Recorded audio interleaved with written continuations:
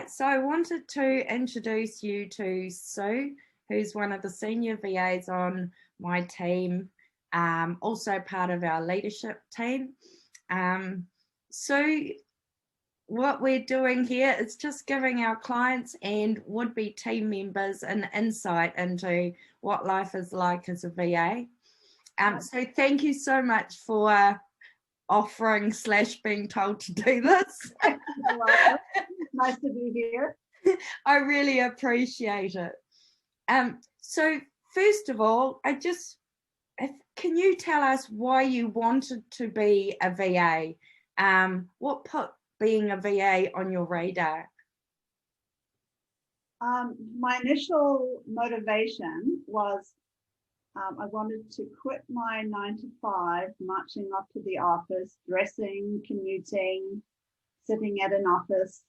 I wanted to move from that to a more flexible lifestyle so that I could work it into and alongside my dreams to travel. I've been a lifelong traveler, and getting into retirement age, I wanted to have one last good go at some world travel with my husband and do some house sitting and do some working that would work into that kind of lifestyle. So initially it was how to escape from the daily grind, have a more flexible lifestyle where I could work and travel, work anywhere in the world, and still be able to contribute and be active and use the skills that I've honed through a long career, and just move from being an employee to working for myself.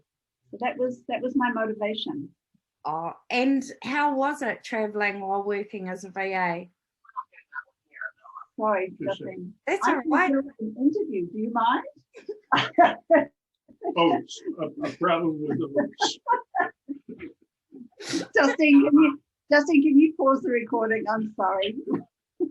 Hang on. Okay, so we're just resuming this interview. Life as a VA means that you're working from home and it's real and there are interruptions. So, Sue, welcome back. Sorry about that. Don't be sorry. So getting back to your dream of doing a really big overseas travel with your husband and working while you were overseas. How did that go? What were the challenges? There were some pretty enormous challenges at first. So I signed on with your virtual assistant the same day I started really my very first house sitting gig. And so it was rather stressful. I was in Dunedin, in the country in Dunedin, looking after a lifestyle block. And at the same time, I was trying to figure out what being a VA was. The client I had been paired with within my first month on the job as a VA required zero assistance. I'd never done bookkeeping, never obviously seen zero before. So there were some enormous learning curves I had to wrap my arms around really quickly. Having to do with the VA role, and also having to fold it into a whole new life role of being a house sitter and all the complexities that go around those things. So yeah, big learning curve on what it means to be a VA, how to be self-sufficient at home. I was so used to sitting in a corporate office surrounded by like an HR department, an IT department, and operations and marketing. I always had those services wrapped around me, and now all of a sudden I was a one-man band. So yeah, just a pretty huge learning curve. Also trying to break away from that employee mindset and really start thinking about a business as a business owner, as a self-employed person. It takes a whole different mindset, and if you've worked all your life, as I had as an employee, it's really difficult to break away from that employee mindset.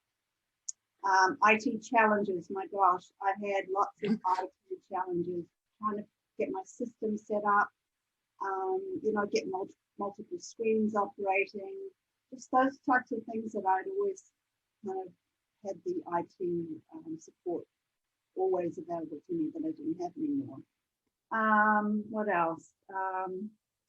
You know, then ongoing challenges as you start working through, okay, now you know what being a VA is, how to be disciplined around tracking your time and minimizing unbillable time. One of the biggest challenges of being a VA is how do you really utilize your time to maximum efficiency so you're not doing hours and hours of unbillable time you can't bill for. It's unavoidable, it happens, but you've got to try and minimize it. So those were my biggest challenges in the beginning, and you know, some of them are ongoing challenges. I have ongoing IT challenges, ongoing unbillable challenges. The learning curve is daily. I'm always, every new client brings new learning curves. So yeah, it's challenging, but it's rewarding as well. And on an aside, it's a testament to your character and your skill set that we bypassed our normal onboarding process. And like you said, in your first month, you were asked to jump in with a client who wasn't happy for a number of reasons, and you knew that the pressure was on you, and yeah, you really stepped up, Sue. So yeah, it was a little bit overwhelming, but at the same time, I always knew that you had my back and my support, and you did wrap some supports around me. I worked alongside another Xero expert on the team, and she helped me get up and running in Xero and helped me to understand bookkeeping, the basics of it.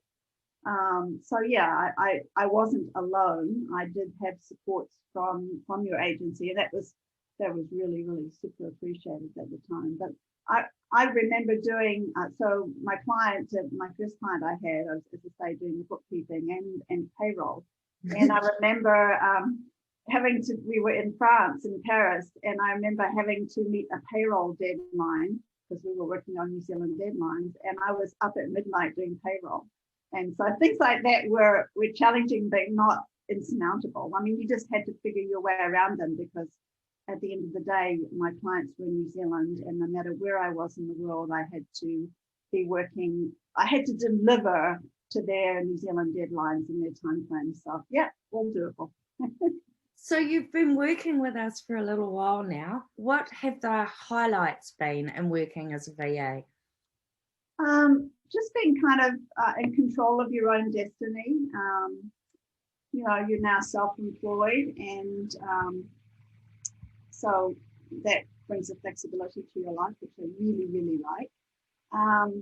The highlights, gosh, I'm proud of what I've learned, making the transition from employee to a contractor kind of self-employed type of role. So I'm proud of everything I've learned along the way in the last 3 years of being a VA. Highlights have been working with just a wonderful team at your virtual assistant. The team. I paid you to say that, eh? The team has a multitude of skills, and it's just really comforting to know that if you aren't an expert in something, you can call upon the team and get support. You can delegate, which has really been a great thing for me. And learning how to delegate has also been another learning curve for me, but I've embraced it fully. What else? Just knowing that another highlight is knowing that I'm contributing to a client's business. I'm just helping to make my client's life easier so they can get on and do what they need to do to grow their business or whatever they need to do at a higher level, while I'm taking care of the operational type daily tasks. So it's comforting and rewarding to know that you contribute in some way to their business. The overarching highlight of being able to work from home. I share my office with my beloved cat, and he's got his own bed in my office. He wanders across my desk at any time. He'll sit on my lap while I'm in a meeting. So it's been that's been a highlight to be able to just sit in my office and have my cat nearby. So lots of rewards, lots of highlights. But just it's a way of life for me being a VA now, and I really enjoy it. So if you look back to when you were working in the corporate space as an employee to now, what's been the biggest change? Well, okay, so yeah, moving from a corporate life to a VA life, working from home. Yeah, the biggest change was not having to commute. I actually hated the daily grind of commuting. I used to work in Auckland Central, and I would get on the train every day from Swanson out west and have an hour commute by train. I didn't mind the commute because I could read, but also you have to dress for work, so it's not having to dress for work, not having to commute. Things I did miss were obviously not having the IT support, the HR, or the wraparound supports that a corporate office brings you. Just learning how to work by yourself and be self-sufficient. I'm pretty self-sufficient and pretty resourceful normally, so that came pretty easily. So yeah, it was a big change for me, but a very welcome change for me. I spent many years in a corporate environment doing that, and I was more than happy to let it go. So if you could give someone who's looking at becoming a VA one piece of advice, what would that be? Or what's something that you might have done different knowing what you know now? Sorry, that's a tricky question. Yeah, I've got lots of pieces of advice. Choose one. I would say have a good, honest, hard look at yourself to make sure you're cut out for it, because there's lots of pieces. If you're a real social person, will you miss working physically in an office with people?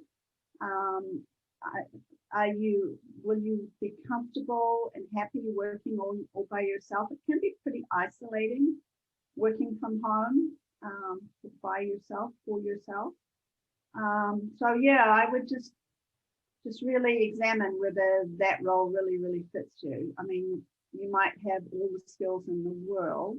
You've got to be able to obviously work closely with clients, so you've got to have some kind of customer service basics and abilities,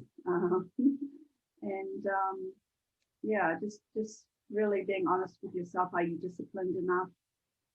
Can you hold yourself accountable to deadlines and to commitments? Yeah, do you have a growth mindset? Are you willing to learn lots of new tools? You'll have to be a VA. It's constant learning. You've got to be able to embrace that. You've got to be really creative and resourceful, finding solutions for yourself and for your clients. And if you don't know the answers, know where to go to find them, or ask people know. Knowing how to set boundaries around your work life when you're working from home. Also another important thing of, how to prioritize work hours, set them aside from your family time, putting boundaries around your personal availability when you're working from home. Do you find it harder to switch off now that you're working from home as when you used to train in? No, I don't. I mean, I've worked at it. It didn't come naturally at first, but after 3 years of working as a VA, I've become really quite good at looking at my watch, and if it's near 5 o'clock, time to stop, shut off my computer. All my notifications are off on my phone or my iPad, so I don't get pinged in the evening with work stuff. So I'm really pretty disciplined about how I work and my hours of work. I usually start work at 9 o'clock in the morning. After I've given myself me time between 7 and 9 in the morning, I come to work ready to work. And I stop around noon every day, and I take me time to exercise and have, a little more downtime. and then back to work in the afternoon and finish by 5. So I've become really quite disciplined about it, and that's taken practice, to be honest. I wasn't that way at first. I was, especially when I was traveling, I had to work weird hours when I was traveling overseas. Yeah. But now that I'm home in New Zealand, it's a lot easier to work to a structured timetable schedule and keep myself, sane, and work when work is appropriate and take time off when it's appropriate. Well, I think that's it. So, have you got anything else that you'd like to share? No, other than maybe an interesting fact of what people don't know about me. As I said, I did a lot of house sitting 3 years ago when I started as a VA. And an interesting fact that people might not know about me is that while we were house sitting in the Greek islands, I was midwife to 3 nanny goats. On my watch, gave birth to 6 kids. So I'm not only a house sitter, a VA. You're a midwife. A wife, a mother. I'm a midwife as well. And an uncertified veterinarian. Yeah. So that all came naturally because I'm a sheep farmer's daughter. So from way back, I was helping on the farm, birthing lambs. So it all helped. My life experience helped with that. Living your best life. Yeah. Most people don't go to the Greek islands to give birth to goats, do you?